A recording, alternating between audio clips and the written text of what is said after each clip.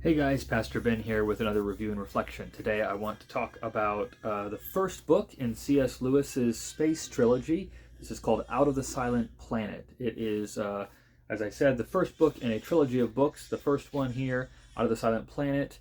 The second one, Paralandra. You can see similar size.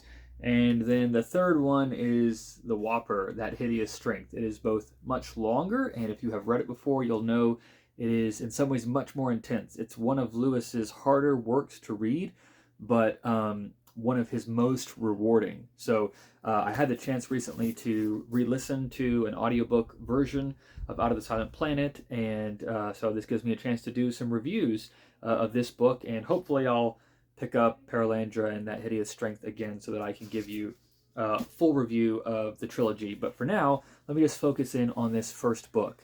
This book has a really fascinating history for a couple of reasons. First off, Lewis is most commonly known for his Narnia series, which he wrote in the 1950s. And for many readers of Lewis, that's where you begin. You begin hearing and reading the Narnia books, and then maybe later in life you try and pick up his space trilogy. That was at least my experience. In rereading this, though, I was kind of surprised to find that the space trilogy was written a good 10 or 15 years before the Narnia books were written. So this book, Out of the Silent Planet, was published in 1938, and then Paralandra came after that, and I think That Hideous Strength was written in the 40s. So about 10 years, 15 years before the Narnia books are being written, Lewis has already written his space trilogy. And it's a little unexpected. Tolkien, of course, we think of him as a representative of fantasy. If you look at his academic credentials and background, he taught at Magdalen College in Oxford, and taught in Cambridge as well before, and he was a professor of medieval literature. So what is a medievalist doing writing sci-fi? It's kind of an interesting experiment. But this came out of, I think, kind of two things. First off, in the beginning of the 20th century, you had the emergence of science fiction as a genre. So early on, you have guys like Jules Verne that is maybe not doing science fiction in the way that we would think of it, kind of space travel kind of things, but they're writing these kind of adventure tales that are playing with these themes of discovery and scientific exploration that were so characteristic of the late 19th century. And that grew into what we think of as more kind of conventional science fiction writing. Of course, you've got H.G. Wells, and Huxley and others, and it just kind of grows from there. So by the time you get to the mid 20th century, science fiction is very well ingrained as a popular genre. I think, of course, post-war, the space races and all of the thrill of lunar exploration and rockets and things, all of that fuels an interest in science fiction. But we can forget that science fiction was already a popular genre in the first half of the 20th century. And so Lewis, while he is a medievalist, he's still interested in the books that are being written. He's reading Wells and others. And so this is his kind of stab at that genre. However, you definitely find the marks of a medievalist on this book because it is unlike any other sci-fi book you probably have ever read or ever will read, for a couple of reasons that I'll mention.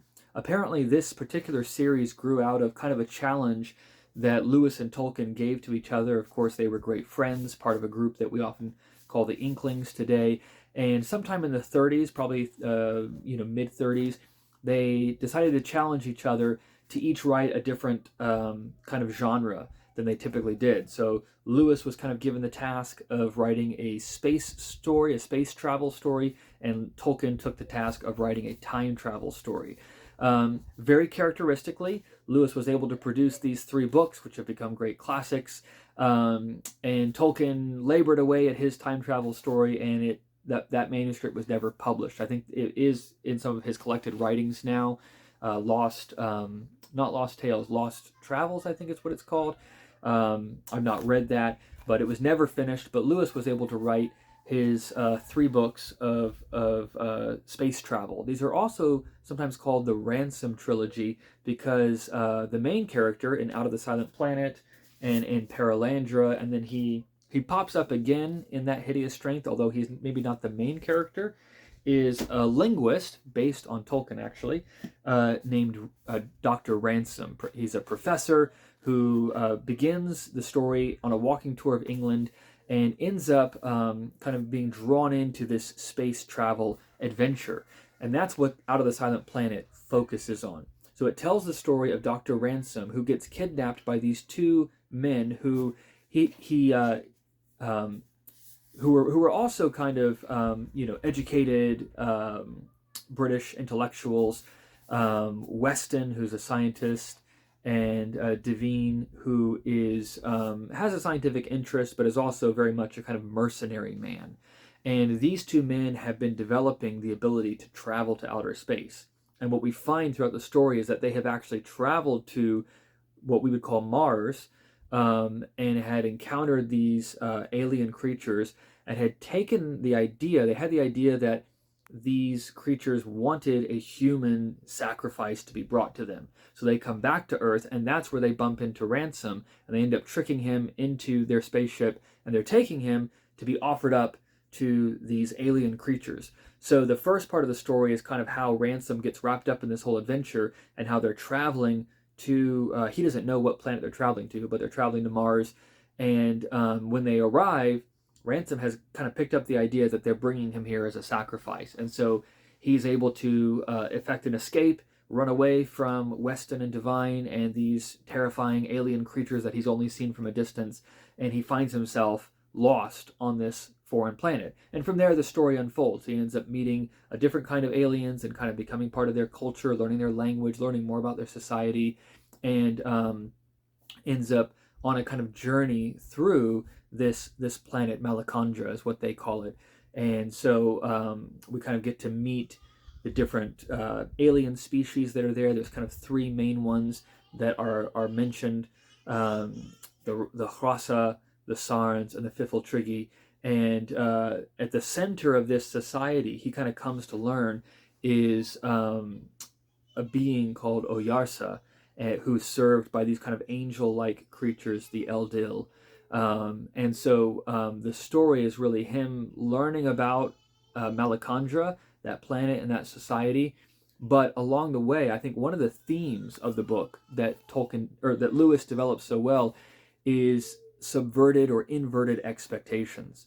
So all along the way, Ransom has this idea that this alien planet is going to be this kind of dark, depressed place, and he assumes that these alien creatures, the Sorens and others, are going to be either much more primitive than man or kind of superhuman intelligence, but very evil and twisted.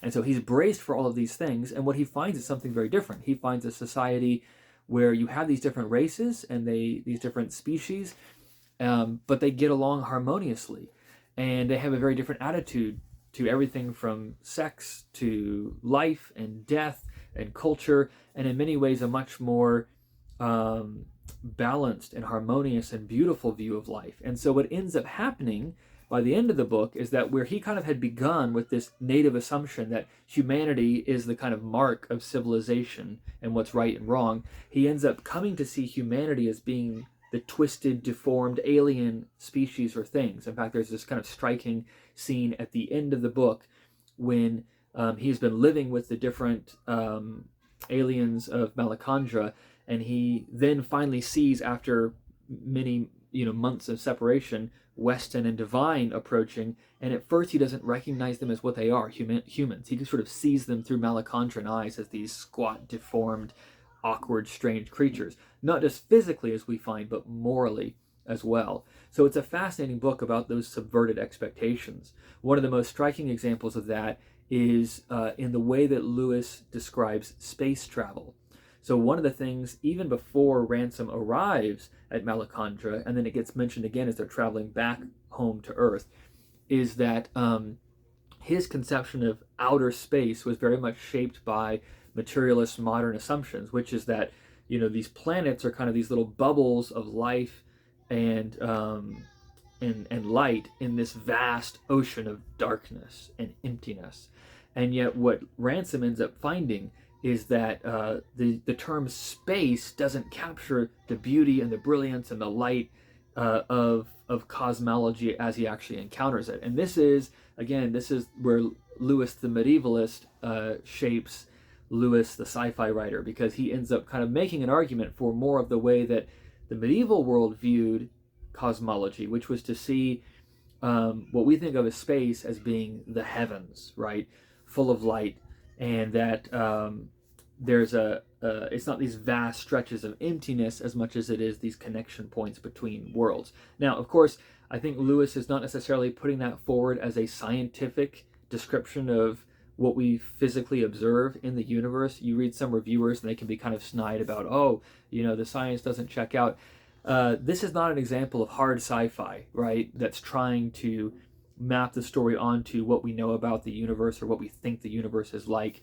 Lewis in this book is giving us a space story. He's giving us an adventure story, but at the heart of it, and this kind of runs through, I think, all of the books in his space trilogy, it's heavily theological and heavily philosophical.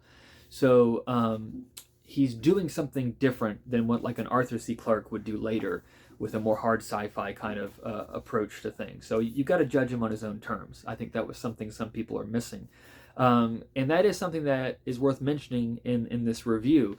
As you read this book, it is a space story. It's interesting, it's engaging. You have alien creatures and there's conflict and things that go on.